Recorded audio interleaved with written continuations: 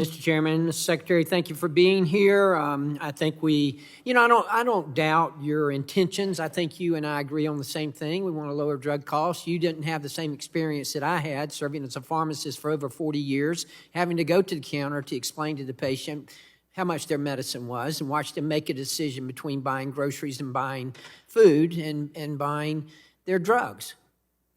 I had that experience, and I know you didn't have that experience, but I have to tell you that I feel like that your promises fall flat. You and I, the last time we had the opportunity to speak, and I believe it may have been in the Budget Committee, I'm not sure, but nevertheless, we talked about the government price controls of the IRA, which I think is the very worst legislation that I have ever seen in my 10 years in Congress, my 10 years in the state legislature. It is nothing more than it is not negotiations, it's extortion. And I hope that the court cases are going to prove it to be just that.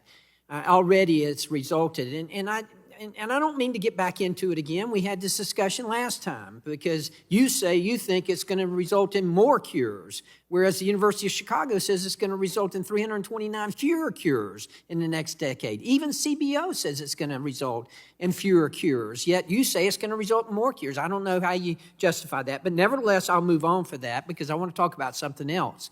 And what I want to talk about is copay assistance and the fact that the copay accumulators are being used by the PBMs and that they are pocketing this money. And yet the courts made a decision and made a ruling that they struck down the rule that allows insurers to implement these harmful programs, but your department is defying that decision and has gone on record as saying you will not enforce the court decision. Now, earlier, the chair of this committee asked you about the PBM transparency rule, and you said, well, we're going to respect the court's decisions. How do you respect the court's decisions there, but you don't respect them here? How do you pick and choose which ones you're going to respect? Congressman, first, thank you very much for the question, and you're right. Every once in a while, we may disagree, but I appreciate the questions that you ask.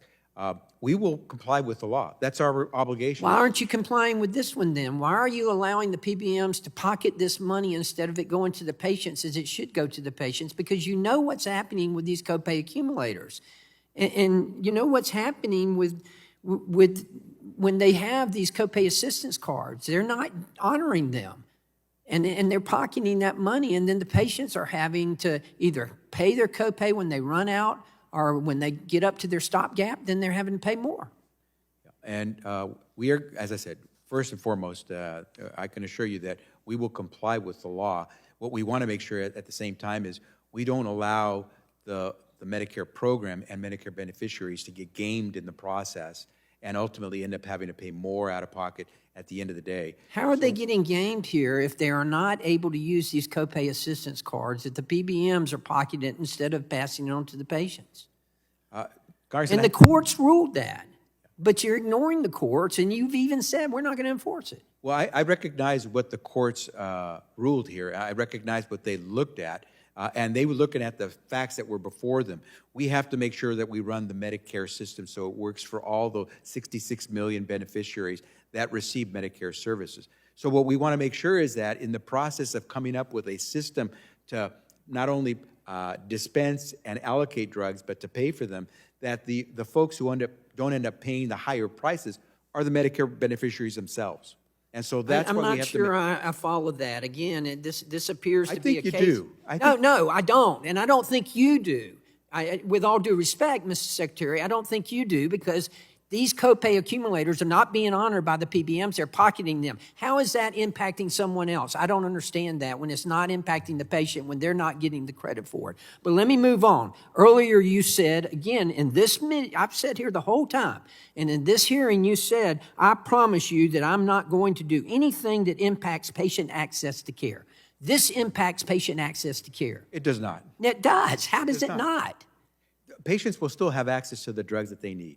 If they can't pay for it, that's why they're getting the copay assistance. Under the Medicare program, they will have help with accessing the drugs that they need. That's unfair for you to say that any patient will be denied a drug. It's unfair to you to say that we're going to follow the law when you pick and choose which laws you're going to follow. Give me a case where a patient has been denied their drugs. Give me a case. Give me a case where the patient's not been not been given credit for the copay assistance. All kind of cases, and you say, even though the courts have ruled that that's not right, you're not going to enforce it. All right, I'm just asking you to prove what you just said. You just said that patients are going to be denied their drugs. Show me the case.